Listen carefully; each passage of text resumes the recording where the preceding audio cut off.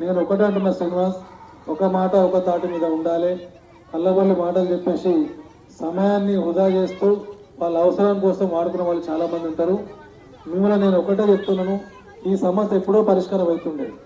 నేను ఒక సంవత్సరం క్రితం చెప్పాను, మీ యొక్క వాటర్ వర్క్స్ నా దగ్గర కొంతమంది పెద్దలు వచ్చారు, కొంతమంది జనాలు వస్తే మీరందరూ రండి, ఖచ్చితంగా దీనికి పర్మనెంట్ సొల్యూషన్ చూపిస్తాం. ఏంటి వాటర్ వర్క్స్ కోసం మీరు బిల్లు వసూలు చేస్తారు, వాళ్ళకి కట్టరు, వాళ్ళు ఎక్కడన్నా మిస్టేక్ జరుగుతుంది వాడు కట్ చేస్తాడు, ఇలాంటి ఇబ్బంది అవుతుంది. కాబట్టి అలా కాకుండా డైరెక్ట్ డిపార్ట్మెంట్ తోటే చేసేటువంటి మార్గం చేపిస్తాను.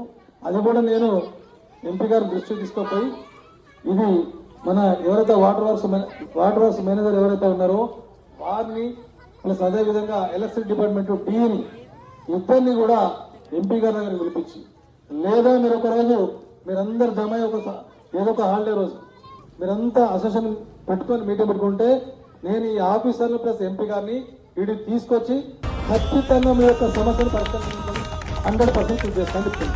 ఎందుకోసం అంటే మొన్న ఒక మిత్రుడు వాట్సాప్లో పెట్టాడు, మా బాబు ఆర్థిక యాదవ్ చూసి డాడీలో ఆర్జికలో వాటర్ ప్రాబ్లం ఉందంటే ఎవరు పట్టించుకుంటలేదట అని చెప్పేసి తను తన బాధను వెలుసును.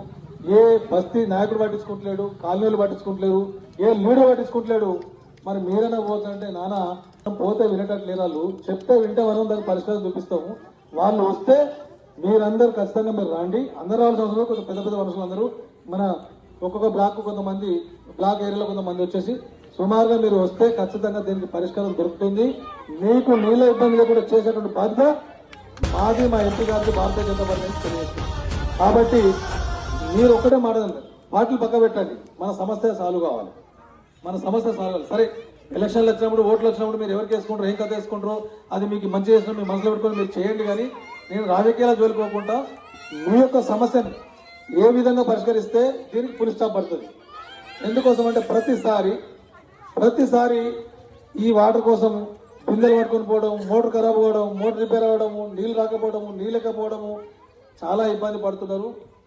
కొంతమందికి ఇబ్బంది లేకపోవచ్చు, కానీ పాపం రోజు ఎక్కడో ప్రైవేట్ జాబ్ చేసుకునే వాళ్ళు రోజు డ్యూటీకి పోవాలంటే నీళ్లు తెచ్చుకొని ఇంత పైకి మోసుకొని వారు డ్యూటీ చేయాలంటే అన్నం వండుకొని పిల్లలకు పెట్టి స్కూల్ పంపించాలంటే చాలా ఇబ్బందికరమైన పరిస్థితి. కాబట్టి మీ ఇబ్బంది మాకు తెలుసు, కాబట్టి ఖచ్చితంగా దీనికి స్వస్థ పరిష్కారం ఉంటుంది. గతంలో కూడా చెప్పాను శ్రీనివాస్, ఇదే ఏరియా కూడా నేను ఎంపీ గారి ఫండ్ తోటి ఆల్రెడీ పెట్టాను, కూడా మున్సిపాలిటీలో పెట్టాను, ఇప్పుడు కూడా ప్రాసెస్ లో ఉంది. అది మన వాళ్ళు కొద్దిగా ముందు రాకపోతే అట్లా పెండింగ్ అయిపోయింది. ఖచ్చితంగా మీరు అందరూ కలిసికట్టుగా ఉంటా అంటే దీని చుట్టూ కూడా ప్రహారీ కూడా ఏర్పాటు చేయడం కోసం నా వంతు సహకారం చేస్తానని తెలియజేస్తూ, 2 సమస్యలు, ఒకటి ప్రహారీ కూడా, ఈ చెత్త